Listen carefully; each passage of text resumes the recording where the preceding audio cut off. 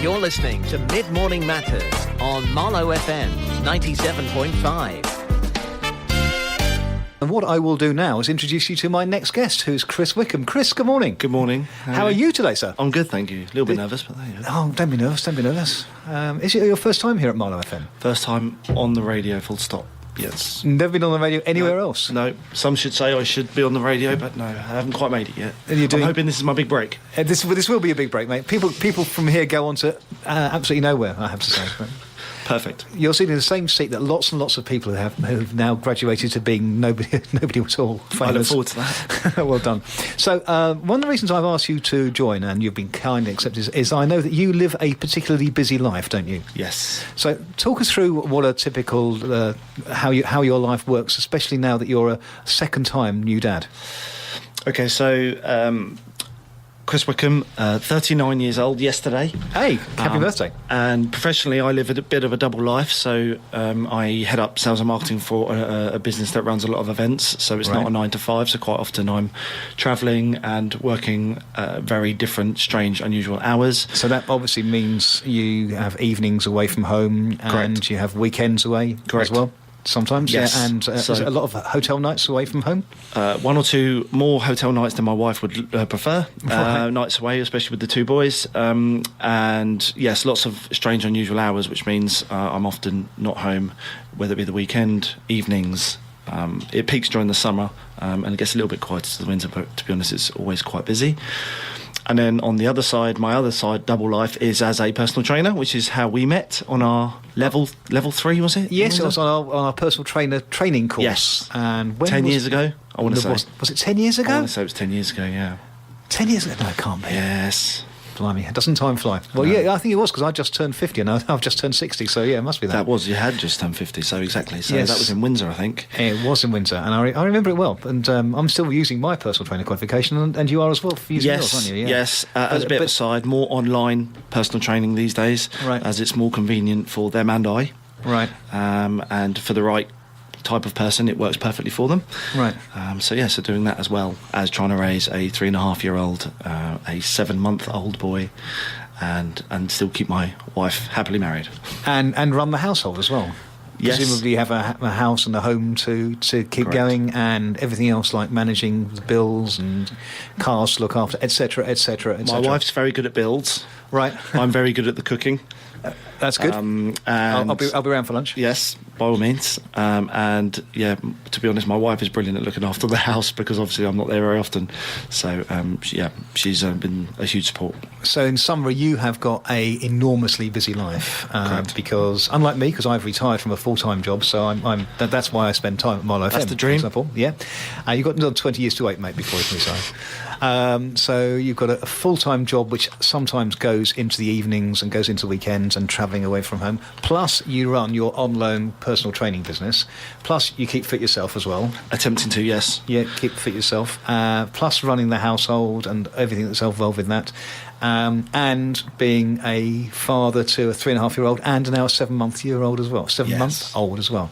So, Chris, you were saying in the last chat section that one of the things you do, you squeeze into your life somehow, is you're an online personal trainer. Just had an email in from Erica, who's in Bourne End, just down the road from us. Awesome. And Erica says, can you please explain how online personal training works? And that's an interesting question, because I'm a personal trainer. I do a little bit of online personal training. It might do it differently to you, but most of my personal training is one-to-one at the gym that I do that at in Loudwater. But I'm very interested to find out how you do online personal training, and obviously Erica is as well. So explain how online PT works, because the concept for personal training is you're there watching somebody do some exercise, isn't it? Yes. So online personal training is I'm probably right in saying it's the fastest growing sector of personal training, I think, in this country at the moment. It's moving more and more online. It is for a certain type of person. It's quite often more convenient than face-to-face personal training because it gives you the flexibility to train as and when you're available, and not just when you're available and your personal trainer's available. It's quite often much more financially beneficial, so it's quite economical. Because I suppose you don't have to do things like neither of you have to travel anywhere, so you don't have to pay travelling expensive petrol. You don't have to pay gym access fees, perhaps. Correct. So it saves money, and you also save travel time, don't you? Exactly, and actually, the cost per session of a face-to-face personal trainer. I'm not trying to do you out of business, Chris, but the cost per session is quite often works out less on online training for the obvious reason that they're not there in person, and you don't have to pay for the person's time per se, as in face-to-face in the gym. So how it usually happens is that you choose your online personal trainer, and I would always suggest doing your research into that and having lots of conversations with them to make sure you get the right person. Because unlike a face-to-face personal trainer, your online PC doesn't have to be local to you, do they? Doesn't have to be local. Could be in Australia. The most successful ones are in Australia and America right now, and I know lots of UK people that are using online personal trainers, apart from myself, obviously, that are based in Australia and America. So please do your research. You will pay your fee, fill in some sort of health questionnaire. That should be substantial and lengthy in order to gauge where you are and where you are with your training, and then you are sent essentially. Now the platform in sending that can be an Excel spreadsheet, it could be a Google Sheets, there are lots of PT online software that they use to deliver the training sessions to the clients. So presumably one of the first things you have to agree with the client is what their objectives are. Yes. And do you often get involved in setting those goals with them, or do your clients already know what they want to achieve, or do you actually have to sometimes add some realism to it? The health questionnaire and will cover a lot of that, and then following that you then have almost like a consultation. Sometimes that's on Skype, sometimes that's on WhatsApp, sometimes it is to face if they're local, and all those goals are worked out. And do you have separate sort of short, medium and long-term goals? Yes. So everybody's different. Me personally, it's not about it's trying to work out what the real why is. So you know what it's like, Chris. You'll speak to a new client and you'll say, okay, what is your goal? And you go, oh, I want to lose a bit of fat and put on a bit of muscle. And it's like, right, yeah, I can guess that, but why? Is it a holiday coming up? Is it a wedding? Is it... So therefore, you can attach self-esteem. You can attach deadlines to that. If they're getting married in 6 months' time, it's okay. So we now have a focus for that client that we want to give some online PT in order to achieve these goals specifically on that date. Correct, and it's also about mindset. Nothing's particularly motivating about wanting to lose fat and build muscle. But if you turn that goal into, well, I have massive self-esteem issues and I want to look better when I go out on holiday, or look better naked in front of my wife or husband, they're more motivational goals for people. Yeah. And I suppose that they've, in terms of contacting you as an online personal trainer, I guess they've taken the first step. Absolutely. Getting in touch means they've admitted, or they've recognised they've got a problem, if I can use that term, problem, maybe not a problem, but they've got a challenge. They've admitted they want to change something. Correct. And they're calling you as an expert to help them do that. And actually, in some cases in the past, because our screening process is quite lengthy, because we're doing it online as opposed to face-to-face, it forces us to ask them more questions, and which forces them to ask more questions about themselves and why they really want to do it. So actually, they quite often go away with a completely different goal that they originally thought it was. Oh, really? That's interesting. Because you delve deeper and deeper, and it's almost like a psychologist role at the start, trying to suss out what their real goal is, and then you deliver the programming and the nutritional prescription. It is for those. It was probably more beneficial for those that have done some form of training in the past, right? And those that are motivational rich, maybe time poor. That's probably the best person to be taking up online training. I like that phrase, motivation rich and time poor. I like that. We're answering a question actually from Erica in Bourne End, who's asking us to explain a little bit about how online personal training works. So we've talked about setting goals and getting in touch and taking the first step. I guess the second step, Chris, is to design a program for your clients, the one that comes to you for online PT. Yes. So you design through what, exercise, nutrition, or whatever? Yes. So the type of exercise will depend on who they are, what they like to do. I'm a very holistic approach to what they do. So the famous, 3x12 bro set piece doesn't suit everyone. Right. So I quite often take 3x12. 3 sets of 12 reps of bicep curls, chest press, squat, deadlift, etc. Yeah. You do back and biceps one day, chest and triceps Yeah, another day, that legs on suits another day, suits a lot of people. But yeah, absolutely. I think there's a temptation, especially in the online world, to deliver that training to everybody, and it doesn't suit everybody, and they will soon fall out of love with it and decide that they don't want to continue, and that's not only going to affect my business, but it's going to affect their health and fitness. So it's best to mix that up with other things that they enjoy. So I do spend a lot of time over the programming.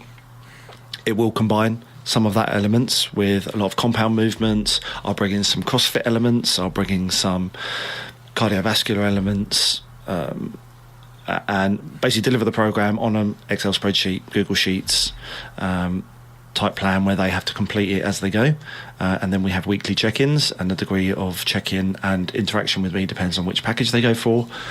And again, it's the hard bit for me is not designing the program, it's making sure that they are sustaining accountability and actually going and doing it.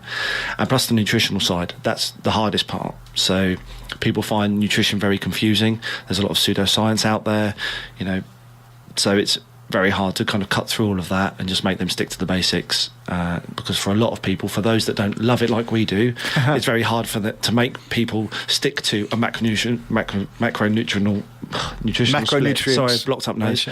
A macro split, and certain things you've got to really break it down into something that's achievable for them. And again, that's very personal to whoever it is that I'm dealing with. Right. And do you find that when people come back to you on a regular check-in basis, are they honest about what they say? So if they've had a bad day, if they've had 3 or 4 days where they've been on a binge down the pub or whatever, do they come clear to you? Because presumably there's no point in carrying on if they're not honest. In general, yes. And my argument, as harsh as it sounds, like, listen, you're paying me to deliver this. If you're not doing it and you're lying about it, that's your fault, not mine. So I'll still collect the cash. Thank you very much. Exactly. But I'd no much harm rather done by help. me. Exactly. I'd much rather help you. If you have gone on a binge, tell me, and we'll devise a plan as to how to mitigate that damage, if anything, because binges are okay. Dare I say it? So. In the majority of the cases, they are quite honest with me. Exercise-wise, they tend to be on the money, especially for the first 6 to 8 weeks. It's the nutrition that's the hardest part. Yeah. In the world that we live in these days. Yeah, we'll come to the nutrition in a minute, but I wanted to go back to the exercise side. How do you make sure that they're doing the exercises correctly, or they're doing the exercises in a safe way? Because as you and I both know, if you start throwing dumbbells around incorrectly, then you can easily injure yourself. Yep. So what's the ability with an online PT to check for safe and proper execution of exercises? It's video tutorials, information sheets. At the end of the day, you can't be there to make sure that they are not overextending or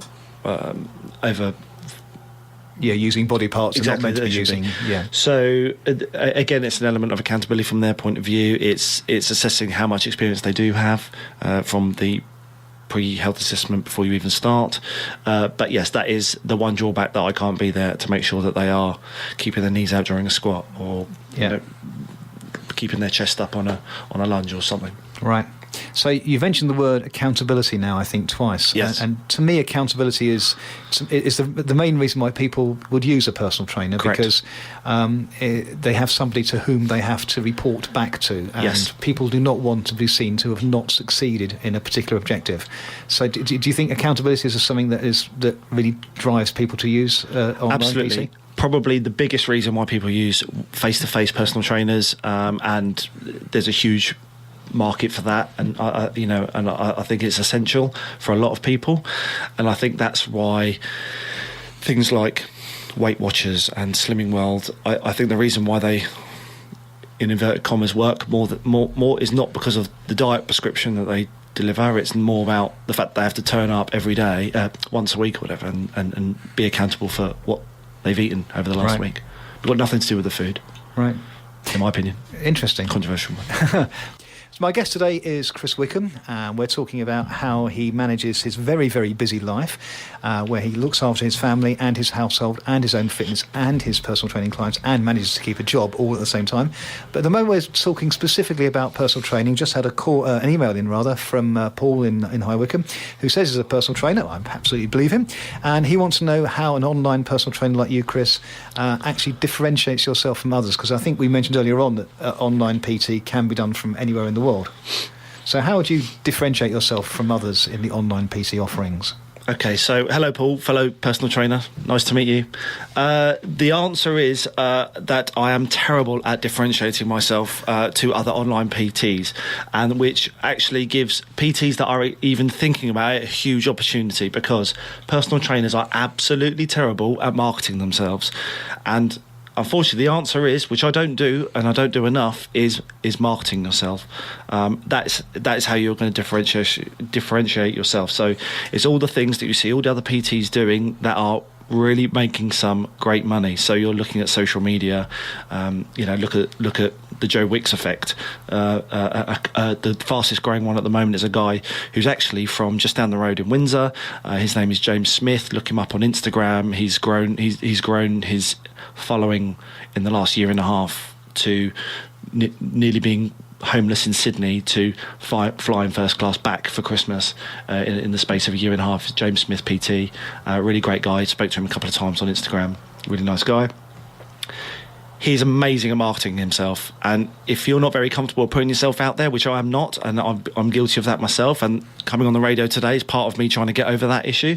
It is really about putting yourself out there and reaching out to people. Word of mouth that you rely on in face-to-face personal training does not work very well online, so it's about you delivering your message in your way, in whichever platform you are most comfortable in, whether it's social media, podcasts, YouTube, live events, exhibitions, coming on the radio, websites. Thanks, Chris. Websites, yeah. All that kind of thing. A lot of PTs don't even have a website. Me and Chris were just talking about that. A lot of personal trainers don't even have anywhere that they can be found, even accidentally, online. So here's the best marketing move I've done in the last 3 weeks.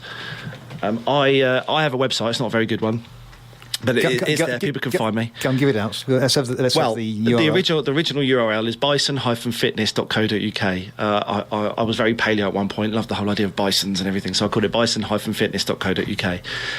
I bought the URL a couple of weeks ago, maidenheadpersonaltrainer.co.uk. Oh, that's good. It was available. I couldn't even believe it was available. And now I'm giving all my secrets out, because now you should be going out there buying highwickhampersonaltrainer.com.co.uk, Marlow personaltrainer.co.uk, buying up all those URLs. So anyone that Google searches Marlow personal trainer at some point, and it will get you up on Google. And it's the one that's maidenheadpersonaltrainer.co.uk. You mentioned that you own the URL. Yeah. Is there stuff on there already? People look at that now, or is that a forthcoming on the to-do list? Well, it rediverts to my existing website, right? So you can redivert it. So it will go to bison-fitness.co.uk. Right. So it will take a few months to get there because of the Google analytics and things, but it will eventually, be organic. Yeah. Traffic. Yeah. And I guess one of the things is, once you've been in online PT for some time, I don't know if you're doing this or not, Paul, but once you've been in online PT for some time, and you've got some success stories from amongst your client base, then that's a very, very good way to shout your message, because you can say how good you are over and over and over again. But if there are other people who've been clients of yours and have achieved their goals under your direction, with you being their online PT, then that says much more than you can say about yourself. If a client says this guy's great, it's much more important to new potential clients than you saying yourself, this guy's great. Yes, correct. Yeah. Correct. And if I was at the moment, a lot of my online business is coming through referrals and word of mouth, but I don't need the volume that you probably need, Paul. So you need to be going out there and delivering content. So not selling, but delivering content, giving people nuggets of knowledge, delivering really valuable information. And then so when they think of a personal trainer, they go, oh, there's that guy from High Wycombe, what's his name, Paul? I see him on Facebook all the time, telling us about how to work out your calories for free. But one of the hardest things is if you're just relying on things like Facebook. People can never find you on Facebook unless they know your name, and you're trying to market yourself to people who don't know your name. You're trying to put your name out there. So if you know somebody's name, you can find them on Facebook. Otherwise, it's very hard to find people on Facebook. So it is hard. That's why you've got to almost become a marketeer. And the other side of my double life lends itself very well towards that, and that's why you need to become a bit of a practitioner. Learn about Facebook advertising, Instagram advertising, the analytics. it's at the lowest price it's going to be for a long time, because it's going to go up and up and up as more and more people move on to that sort of advertising. So become a practitioner now, so then later on you've got the ability to utilise that platform as best as possible. That's good. It's turning into a marketing radio show. Yeah, a marketing show indeed. Chris, thanks for those comments. And Paul, I very much hope that helped answer your question about how you differentiate your own offering from that of other online PTs. One of the things you mentioned is that you're a very busy guy, and it's very hard for you to find time, I would imagine so, to fit everything in. So I know that you've discovered a great way of saving time in terms of travelling to and from the gym, haven't you? Yes, I appreciate not everyone's able to do this, but I have converted my gym I call it a gym. I converted my garage into a gym. So I completely gutted it out, laid down some padded flooring, and got in some equipment. It's quite a big investment, but wow. It suits me and my lifestyle at the moment. Yeah, and that means, of course, you can save on the travel time going to and from the gym. You can save on getting changed as well, because you can get changed straight into gym kit when you wake up, etc. You don't have to Correct. get changed a couple of times. I definitely have not done a workout in my pyjamas, 100%. I have. I bet you have. And have you found that is one of the reasons that enables you to juggle all your things together by saving that time? 100%. I don't know if I would be able to attend a gym at this current moment in time. Yes, it definitely has. Right. And we were talking earlier about your expanding family. You've now got 2 kids, including the latest one, 7 months old. Yeah, well done on that. How does that fit in with your busy life? You talked about your busy work life, your part-time PT life, and running the household as well. How do you fit all this in? Well, I keep talking about how hard I work, but actually I do place work-life balance as a priority. So I do actually make sure I have the time to spend with my 2 boys. I don't want to be that dad that nobody ever sees, and obviously make sure that my wife is happy, and obviously try and stay on top of my health and fitness, which at this moment in time is a challenge, and I'm more mitigating damage as opposed to getting in the peak of fitness at this moment in time. So my priorities really at the moment are not aesthetic, nor are they necessarily performance based. All I'm trying to do is stay fit enough for, and this sounds really guffy, but when my son wants to climb up a tree or wants to jump on my back and wants me to be a gorilla for 30 minutes or go climb up a tree with him, then I want to be able to do that at nearly 40. Well, I'm nearly 40, so I want to continue to be able to do that, and that's kind of my goal. So in order to do that, I keep it very loose. My programming is very loose. I try and lift something heavy a couple of times a week, and I try and get the sweat on a couple of times a week for half an hour, 45 minutes to an hour, as and when I can. So that looks differently week on week depending on my diary. So that could be a lunchtime run, or it could be a squat session in my garage. It really does depend on, 1, how I'm feeling, 2, what time I have, and then on top of that, the most important thing for me at the moment is managing my food. Right. Well, we'll come on to that in a second, but I think what you're saying there, which I think is a fascinating point, is that for you, the priority, the main reason for keeping fit is, unlike most people who keep fit because they want to keep themselves feeling healthy or looking good. Yes. For you, now you've become a father, that focus, the reason for doing it has shifted totally to being there for your kids. Yes. I mean, I'm not a martyr. I care about the way I look, and I care about my health and fitness, but at this particular moment in time, that's kind of where I'm mainly, that's where my motivation is. Right. So I'm sure at some point I'll want to lose the 5 kilograms I've put on over the last 6 months, and that's fine. But at the moment, I have little tick boxes that I tick every time to make sure I'm doing okay. If I can still run 5k under 30 minutes, which isn't great, but it's okay for somebody who hates running, which is me. If I can still squat twice my body weight, deadlift twice my body weight, and do a 5k under 30 minutes, then that means, as a result of doing that work, I'll be able to run around with Finn for 45 minutes and not keel over at the end of it. That's interesting, because we were talking earlier on about setting goals for clients. So you've set yourself goals. You say you want to carry on squatting twice your body weight, deadlifting twice your body weight, 30-minute 5k. Yep. So those are the goals you have. But those aren't goals that are striving towards, because that's what you do already. No. But they're goals where you don't want to perform under. Correct. So you don't want to be unable to do those things. So when I know I can't reach those goals, I know that there's something wrong, and I need to make a tweak. Need to make a tweak in the priorities. Correct. That's brilliant. Yeah. So Chris, thank you so much for being my guest this week. No, it's been fantastic. Thank you for having me. You're listening to Mid Morning Matters on Marlow FM 97.5.